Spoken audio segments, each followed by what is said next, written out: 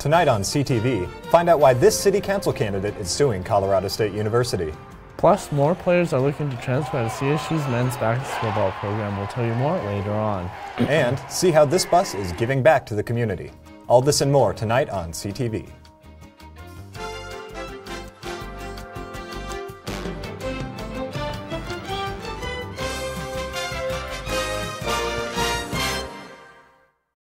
Good evening, Rams. Tonight we bring you news on suits, drugs, and a protest. I'm Matt Leseman. And I'm Edgar Cedillo.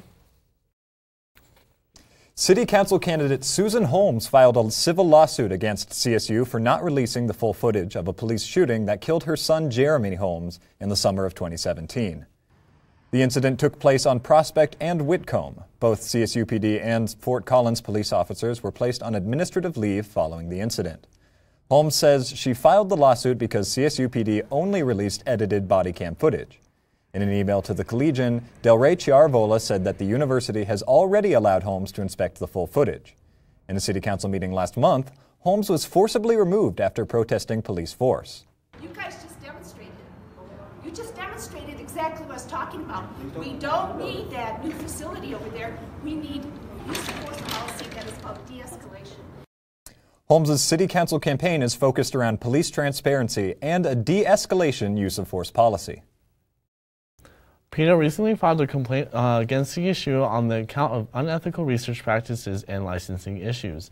The complaint was filed in 2018 against Professor Gregory Ebel regarding his research into West Nile virus and the effects on Colorado birds. They claimed that CSU did not have the correct permits regarding his series of experiments. CSU admitted that there was a clerical error in 2018 while doing the research, but said in a statement to the Collegian, no animal welfare concerns were or have been reported or have been found by the course of this study. King Soopers and the United Food and Commercial Workers Union have settled on a deal that they hope will prevent a worker strike across Colorado. The deal was reached Monday with Kroger after ongoing talks that lasted through the previous weekend. While King Soopers claims this deal is good news for associates, customers, and communities, the union workers have yet to fully agree. The union stated that the agreement includes wage increases and affordable health care, among other benefits. A man was arrested in Loveland last Wednesday for trafficking LSD across the country. On March 20th, 33-year-old Ronald Williams was arrested by the Northern Colorado Task Force for distributing over 1,000 doses of hallucinogenic substances. Williams was arrested on a no-bond warrant from North Carolina, where the drugs he distributed were making their way into middle school and high schools across the state. The arrest was one of only 5 in a year-long investigation into the trafficking ring. According to John Bandel, a special prosecutor appointed to the case, Williams was the source of 100,000 doses of the drug. For more information, you can read the article on collegian.com. On Friday, March 15th, Fort Collins high schoolers joined students across the country in walking out of class to protest climate change. The strike was held from noon to 2 in the afternoon in Library Park. Students chanted, "This is what democracy looks like," alongside musical performances and speakers. At one point, 2 trucks began circling the park and revving their engines. The students replied by chanting, "Our voices are louder than your engines." Students wanted the protests to increase discussion and action on climate change before its worst effects become unavoidable in 11 years. Julia Klein, an assistant professor of ecosystem science and sustainability at CSU, spoke at the event saying, "The science is here. We know climate change is caused by humans. There is hope, but we need to act faster." This week, Transport is teaming up with Homeward Bound Alliance for the second Stuff the Bus campaign. The campaign began yesterday and will continue through Friday. Each day, a retro transport bus will go to a location around Fort Collins to collect donations of outerwear, children's clothing, and non-perishable food items that will go to those facing homelessness. Anna Russo, the city employee who spearheaded the program last year, says she has high hopes for this year's success. Stuff the Bus last year, we had 3 different locations, and we filled the bus from floor to ceiling, all the way almost up to the front. So we collected 15 boxes of non-perishable food, over 200 coats and jackets, about 500 pairs of shoes. So it was a really successful event. and we hope to overfill the bus this year. The bus will come to CSU's campus on Thursday from noon to 5 in the evening in front of the Hawthorne building. A new vaping bill regarding public smoking is moving through the Colorado House of Representatives. Reporter Isabella Roberts has more on how this could affect marijuana and vape industries. A bill to ban vaping in public spaces coinciding with the Clean Air Act cleared its first House committee hearing with a 10-1 vote. Some marijuana advocates are concerned that the bill could affect vape and cigar shops. I checked out Organic Alternatives to find out more. Already with current regulation, marijuana is illegal to consume openly in public, so I don't really see that affecting much as far as sales and consumption goes. When asked what he thought might happen to business if vape and cigar shop numbers declined because of the bill, he believed it may affect business slightly, but I think that people will still be inclined to visit dispensaries and purchase cannabis cartridges and hash oils and things like that. It definitely might lower those sales a little bit because if people aren't able to do it in public places, they wouldn't be using their vapes and cigars as much or smoking them, so they wouldn't need to buy as much all the time. Cannabis social clubs would be excluded from the bill. There are currently no social clubs in Fort Collins.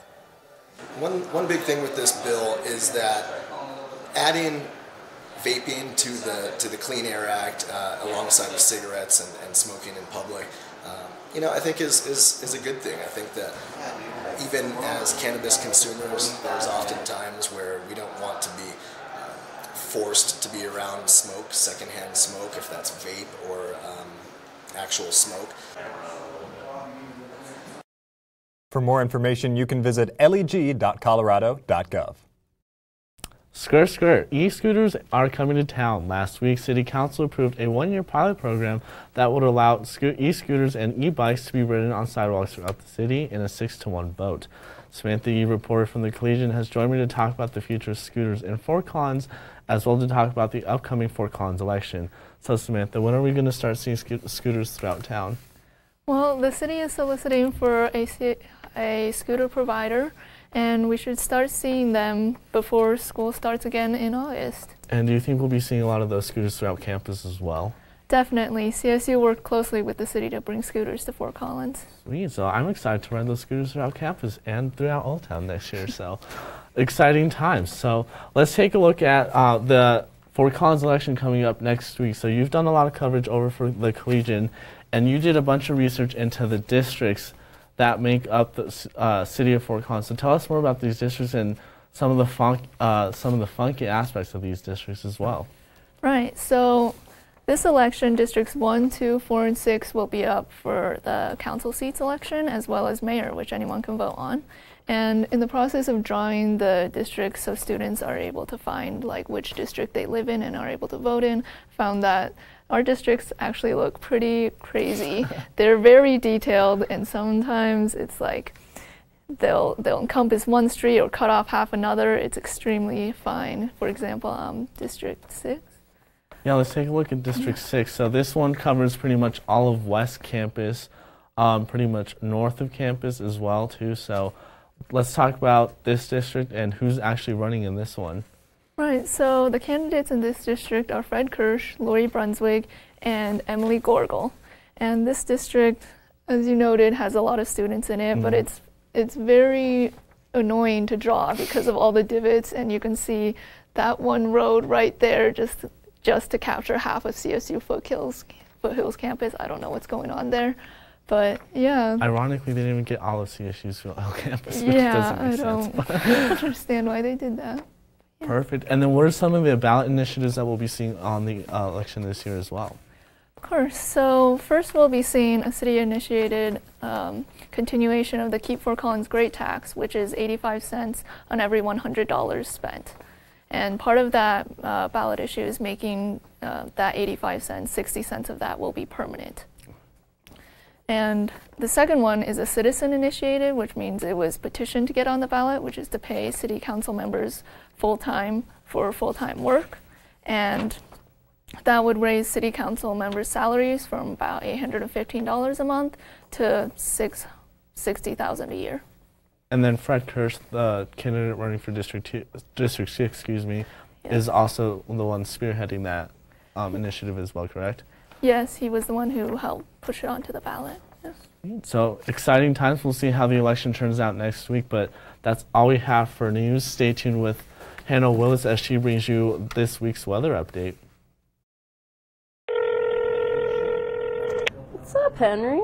Hey, Julia. What's up? What are you drinking your coffee out of this morning? I don't even know. Yeah, no. You should fix that. It's uninspired. You gotta get in this 905 club. Let me tell you. So if I donate $90.50, I can be part of this club? It's got mugs, it's got shirts, and it's all dedicated to KCSU. Well, I guess I'm going to donate to Club 905 because I support local college radio. What about you?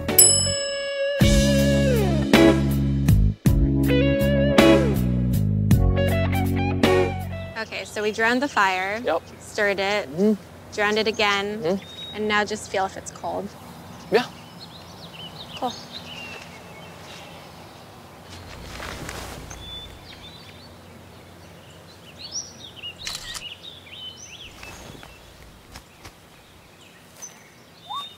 Smokey just gave me a bear hug. I know. I already posted it.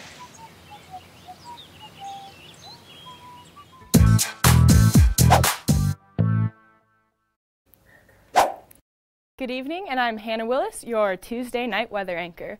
The current temperature outside is a warm 59 degrees, and it is sunny as well. The wind is blowing at 5 miles per hour, and the sun is just about to set at 5:18. Going back to today, we see that things around campus are starting to be green as the spring is peeking through on the vegetation around campus. The skies today were gray and cloudy, which might explain why this park bench is empty despite the warm temperatures of the spring that allowed students to walk to class in lighter layers today around campus. Going into tonight's lows, we see things won't cool down too much along the I-25 corridor. In Fort Collins, we will reach 32 degrees, and down in Pueblo, they'll see things reaching 42. A look at the east side of the state, we see that Burlington will reach 43 degrees, and over in Grand Junction, we'll see 43 degrees as well. Going into tomorrow's highs, we see things warm up quite a bit, with Fort Collins reaching 72 degrees, some of the warmest temperature we've seen in a while, and down in Pueblo reaching 80. Grand Junction will also reach 70. All along this whole east side will be in the 70s to 80s. Going into tomorrow's forecast, we see 72 degrees and sunny. The humidity will be at 37, and the sun will set a minute later at 7:19 in the afternoon. Looking ahead at the week, we see that Thursday we'll be expecting thunderstorms in the afternoon, so you might want to sleep with earplugs in because things are going to get cloud. And Friday, we see slight chances of rain up to 30%. Things will cool down a bit Friday and Saturday, but will warm up again going into Sunday. The temperature will be 57 degrees. Thanks for tuning into the weather. Up next, Jess and Tara will talk to you about sports and last weekend's baseball game.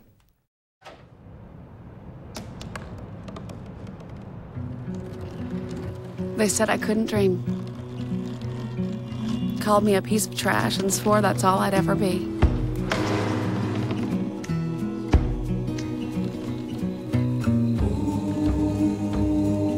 Said a bottle couldn't see the ocean.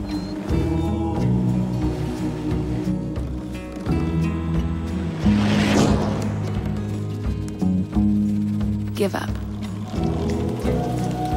Go back to the dumpster. But I didn't listen. I made my way.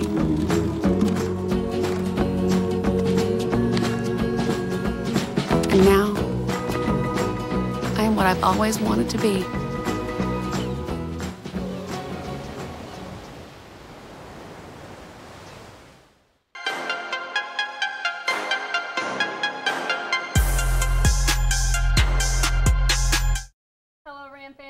Welcome back from the break. I'm Jessica Mendoza. And I'm Tara Barrio. Jessica, we have been talking about March Madness so much, but we have to talk about the women's NCAA tournament that's going on. Absolutely, and I think it's most important we talk about that 11 seed Missouri State. They've been having an amazing season so far, especially in this tournament, upsetting Iowa State and DePaul.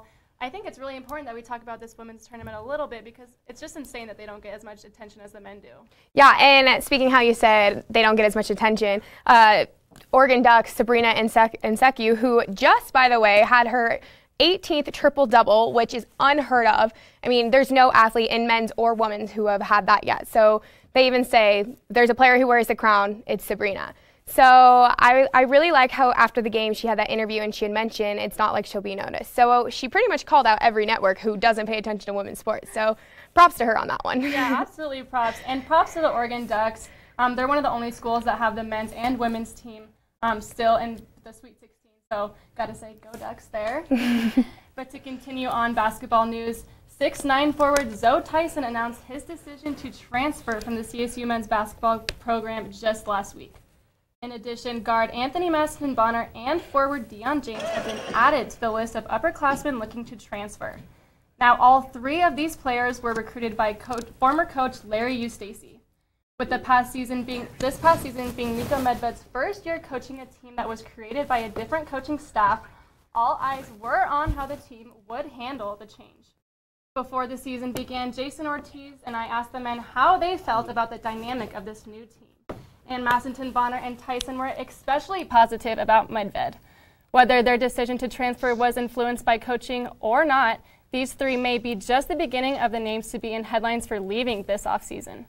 Tyson did not get a ton of playing time this season, but the Rams are losing significant size from their roster between James and Tyson. James measures in at 6'8", and in the 2017-18 season averaged a little over 10 points per game. However, looking at Medved's new recruits coming in for next season is 6'10" James Moores. Moores is from New Zealand and was previously committed to Drake while Medved coached there. His decision to follow Medved to Colorado is very telling of the influence that this coach can have on young talent. This power forward will be joined by another highly touted forward who may need to step into an open position next season, David Roddy. Roddy is from Minnesota and is another addition to size at an athletic 6'5". On the shorter end of size but taller end of scoring, Masson-Bonner is departing after 4 years and 3 seasons as a Ram. AMB averaged over 11 points per game last season with a season high of 26 against Fresno State. After the transfer news, Colorado State men's basketball team is carried on the backs of only Hiron Edwards, Sam Bannock, Kendall Moore, Logan Ryan, Chris Martin, Adam Thistlewood, Nico Carvacho, and Jack Schumann. For the 5th consecutive week, the Colorado State's women's softball team has been awarded yet another Mountain West award. Junior Jessica Jarocki was given her 2nd Mountain West accolade and was named Pitcher of the Week based on last week's performances. The Colorado native transfer from Chadron State was a large role in helping the Rams sweep New Mexico for the first time since 2013. Posting a 2.8 ERA, Jarocki allowed only 10 hits, 4 earned runs, including striking out 14 batters. And earlier today, the CSU softball team took on the UNC Bears in Greeley, Colorado, where they went into extra innings. The Rams were able to finish off the game with a win and a final score of 4-3. Finally, Rams, it's time for this week's Disrupted Picks. So this week we have a question from Jason Ortiz who asks, is tanking disrespectful to the game? And you know what? I think he's really trying to get us out there today because when it comes to tanking, I say cut it out. Cut the tanking. Yeah, seriously. I think it might be one of the most disrespectful things you can do, especially to the game and to your fans. I mean, your fans are paying so much money to come watch you play, and do they really want to see a half-played team? No, they want to see the team perform, and I think that's why a huge thing, and I know a lot of people argue this, is a lot of people like watching college sports better because they like the idea of people being more trying harder and working harder, and because they feel like once you get to the professional level, you don't have to try as hard, you don't have to do certain things because you're already there.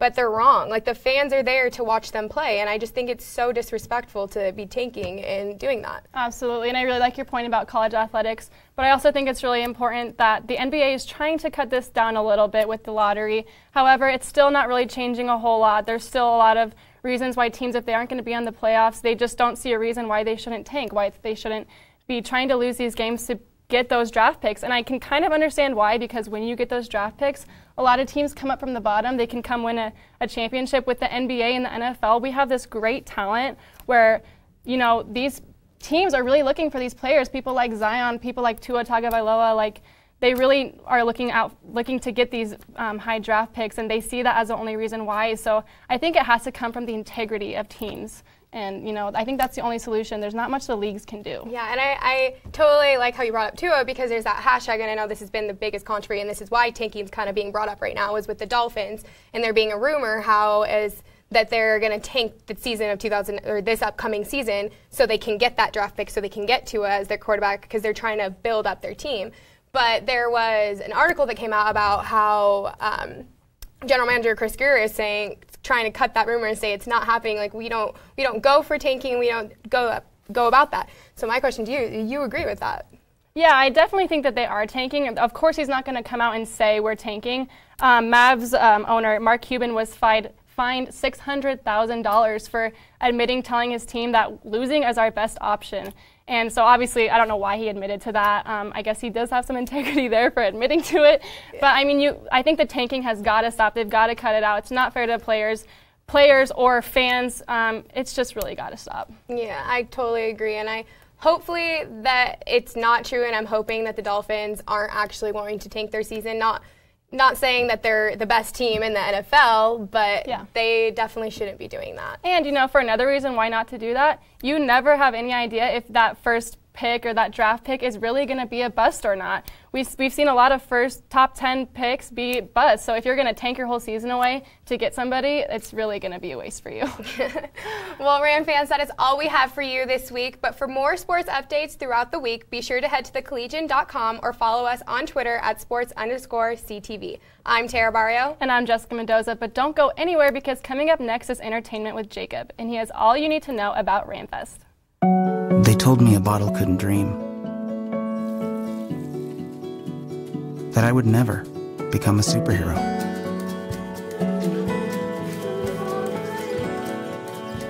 But I learned how to fly, just to come back in a new disguise and be the hero that I've always wanted to be.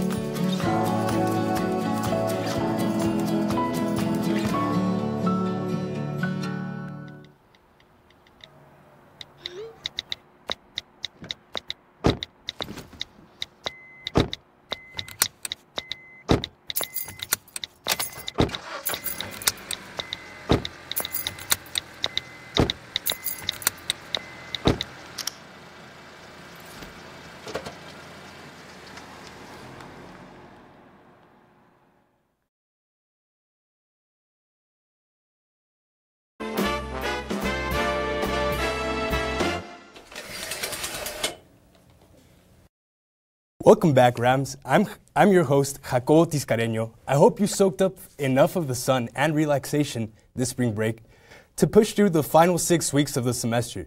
But for now, let's get started. We all remember last semester's Ramfest, right?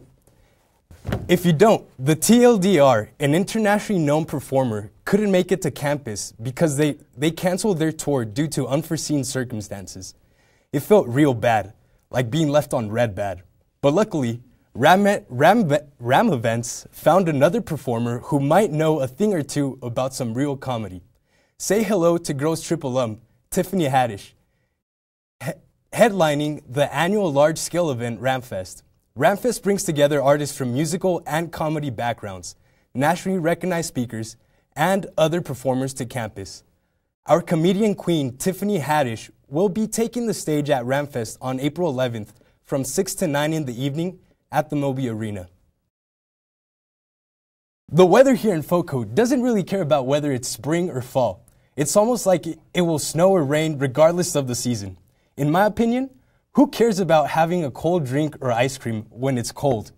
And on that note, here's the scoop on some free ice cream. Ben & Jerry's in Old Town Square is hosting an annual free cone day from noon to 8 in the evening on April 9th. Customers can drop by Old Town to receive one free scoop of ice cream in a cup or cone. Though the ice cream is free, donations are accepted and go to Child Safe, a Fort Collins nonprofit dedicated to victims of childhood sexual abuse. If you're into film like I am, chances are you have seen more and more film festivals making their silver screen debut in Northern Colorado this past year. The 4th annual ACT Human Rights Film Festival makes its way to Colorado State University from April 5th through the 13th. ACT is the only film festival solely dedicated to promoting social justice and human rights. And it's compelling to see filmmakers from around the world coming together in Fort Collins, of all places, to tell their stories. You can see the festival lineup and purchase tickets at actfilmfestival.org.